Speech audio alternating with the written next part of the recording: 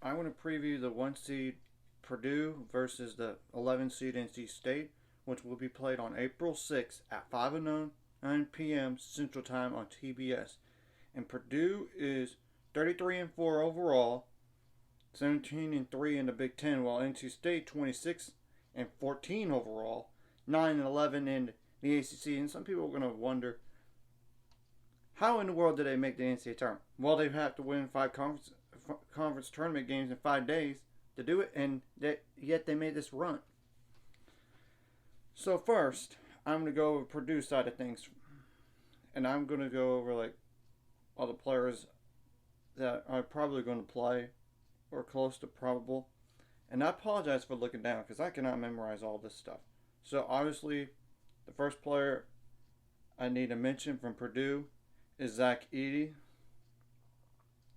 25 points per game, 12.2 rebounds per game, 2 assists per game, 2.2 turnovers per game, 2.2 blocks per game.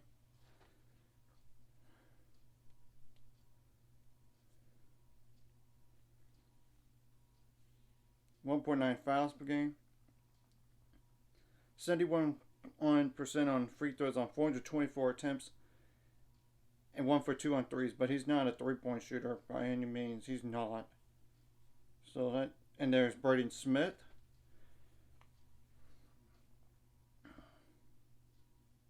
12.2 points per game, 5.8 rebounds per game, 7.5 assists per game, 2.6 turns per game, 1.5 fouls per game, 1.5 steals per game, 43.9% on threes on 123 attempts, 79.7% on free throws on 79 attempts.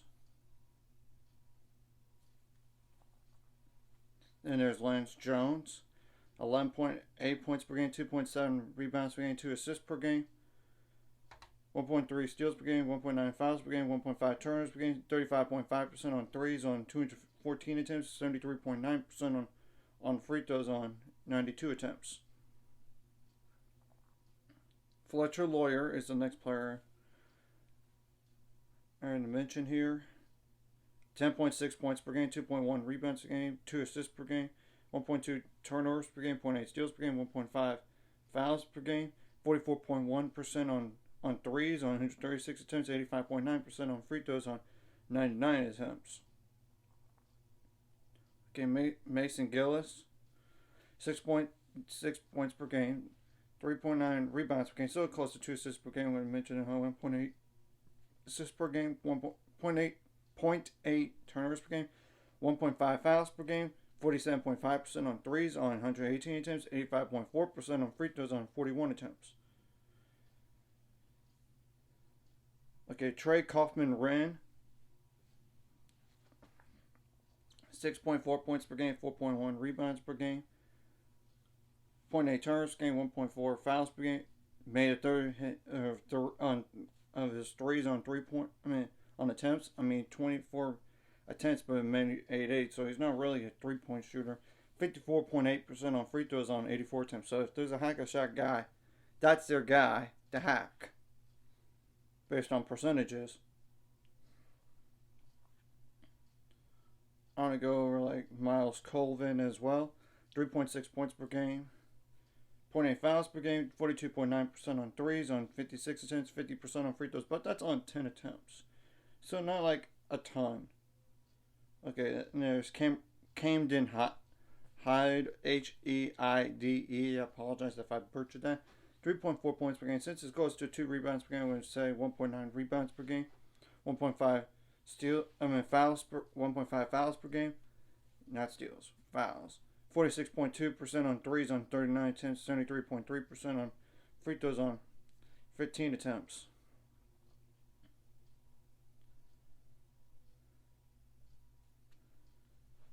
Okay, Caleb First is the next player I'm going to mention. 2.2 points per game, 2.5 rebounds per game, 0.9 fouls per game, 27.3% on threes on 11 attempts, 67.6% on free throws on 34 attempts. And the last player I'm going to mention here is Ethan Morton, 0.7 points per game. It's only because of number of games. That's the thing. .8 fouls per game for 21.1% on threes on 19 attempts, 57.1% on free throws on 7 attempts. So it's pretty much all the guys that you need to know, because unless it's a blowout or something, which we'll see, because those other guys might be like blowout type of situations for those guys. Well, I know NC State on the other hand does have like 3 players that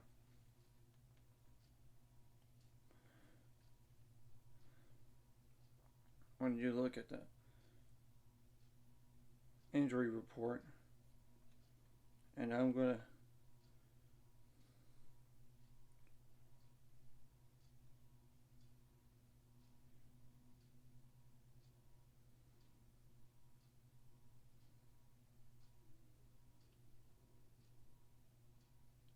okay, one's out like for personal reasons, and the other one is out indefinitely with the illness, but one's redshirted.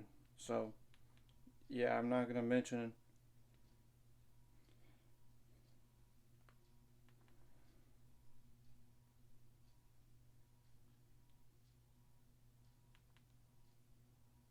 Okay, first of all, DJ Horn is the first guy I'm going to mention for NC State.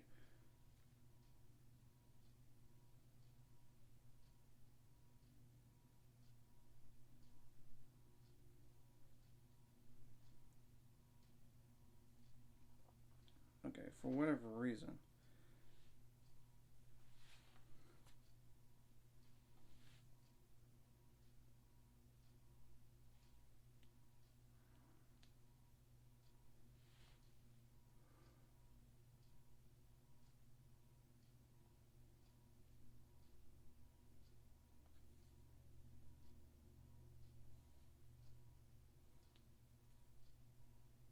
.8 points per game, 3.4 rebounds per game, 2.1 assists per game, 1.3 steals per game, 1.3 turnovers per game.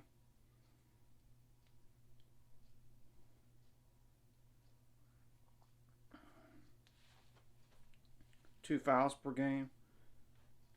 1.3 steals per game. 40.9% on threes on 252 attempts. 81.1% on free throws on 111 attempts. Okay, DJ Burns Jr., which that's the name to remember coming out of this NCAA tournament here. And I know only averages 13 points per game, but he's a force to be reckoned with. 4.1 rebounds per game, 2.8 assists per game. This is in terms of like underdog and for the team. I mean, like not really. I mean, underdog team with a big guy that's taking over games. Look at last game, for example. I mean, that's the truth. 2.8 assists per game, 1.9 turnovers per game, 2.4 fouls per game, 0.6 blocks per game. 1 for 5 on threes, so not 3.2. 68% on free throws on 97 attempts. Okay, Casey Morsell, 11.4 points per game, 2.7 rebounds per game, since close to 2 assists per game, 1.7 assists per game, 0.9 turnovers per game, 2.1 fouls per game, 1.1 steals per game, 27.2% on threes on 136 attempts, 80.6% on free throws on 124 attempts. Jaden Taylor is the next player to mention here. 11.2 points per game, 3.6 rebounds per game,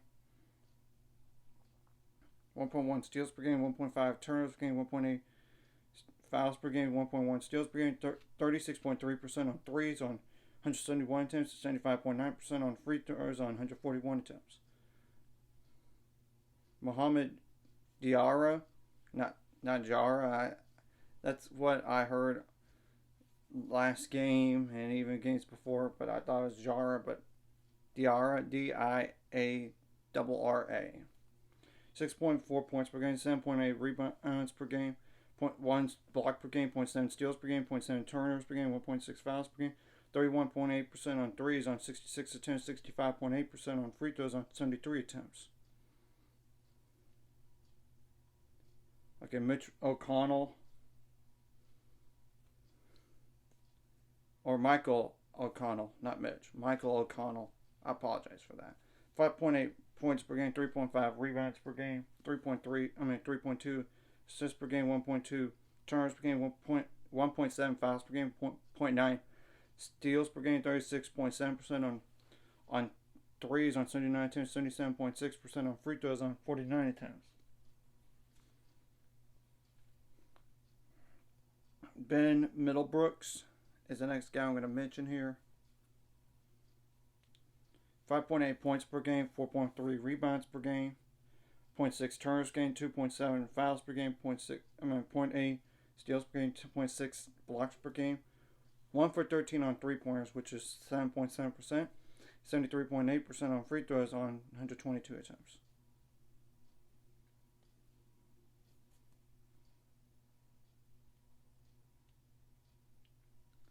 Okay, the guy that's definitely with the illness. That's as of right now. Maybe he'll play in the Final Four. I don't know at this point, but they still have enough depth and all this. Is Dennis Parker Jr. for 1.7 points per game. This is just in case, but after that, I would not count on him playing. 3.2 rebounds per game, 0.7 turnovers per game, 1.1 fouls per game, 0.7 steals per game, 30.8% on threes on 39 attempts, 53.8% on free throws on 39 attempts.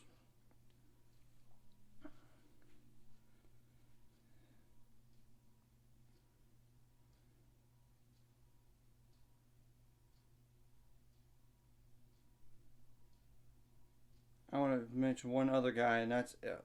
And it's Breon Pass, just in case he plays, but he hasn't played since the first round.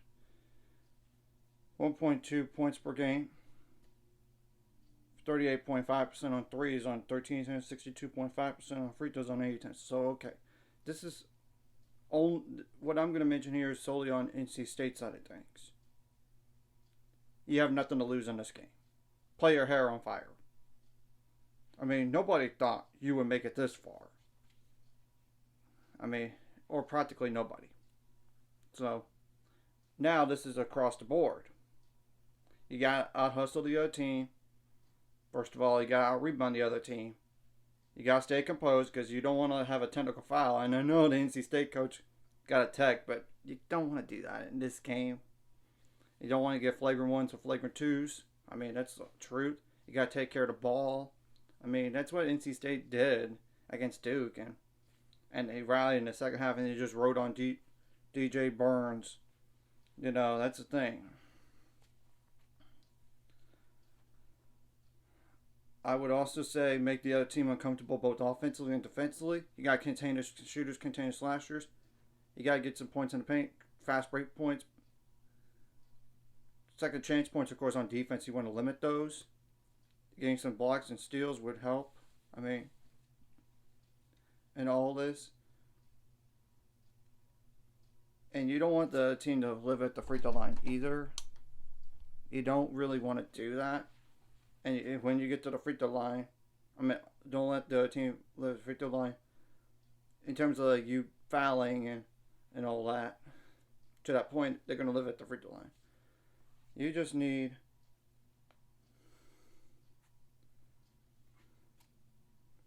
to not do that on defense. But if you get to the free throw line, you got to make them all count because, of course, in every game it's important to make free throws, but especially Final Four games or bigger games here. I mean, that's the truth. You got to make adjustments on the fly, both offensively and defensively. Not just from first half to second half, but timeout to timeout, media break to media break as well. Of course, you want to limit your foul trouble while getting them into foul trouble, especially the bigger players on the team, as in like the best ones. In all this, and you gotta be scrappy in this game. You gotta be ball tough. I mean, you don't want somebody to steal the ball from you. You don't have like illegal screens or all that. If you're gonna have a turnover, make it a dead ball turnover instead of live ball, because you know sometimes the points off turnovers does make a difference in the game. I'm just telling the truth. Of course, you want to limit that as much as possible, which part of it's defense, but part of it is you got to take care of the ball too.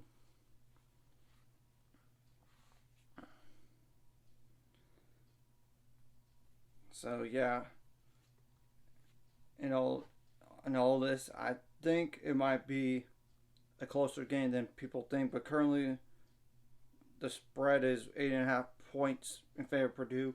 But we're gonna have to wait and see what happens. I mean, look, NC State has made this far somehow, and I get the second round game was against Oakland, but they've been underdogs in every single game, and of course, you need to withstand runs and be the mentally tougher team, and you don't know about the officiating. You got to deal with them, play around that. You can't play up to the officials because what if you jack up a shot and you think it was a foul, and it's not. You got to play you got to play your game, and and the last thing you want to do is rely on officials to make calls because they're inconsistent. I mean, I'm just telling the truth and all this. So anyways, if you like this content, hit the like and subscribe button. See you guys later. On the road to 600 subscribers, course ultimate goal. It's 1,000 more, so we have money out this course. Liking the video, comment the video, really helps YouTube algorithm so more people can see it. Sharing the video does help as well, so more people can watch. And if you're watching and not subscribed, hit subscribe button, hit the notification bell as well. And the game will be played once again on April 6th at 5:09 p.m. Central Time on TBS in Glendale, Arizona, by the way, at State Farm Arena.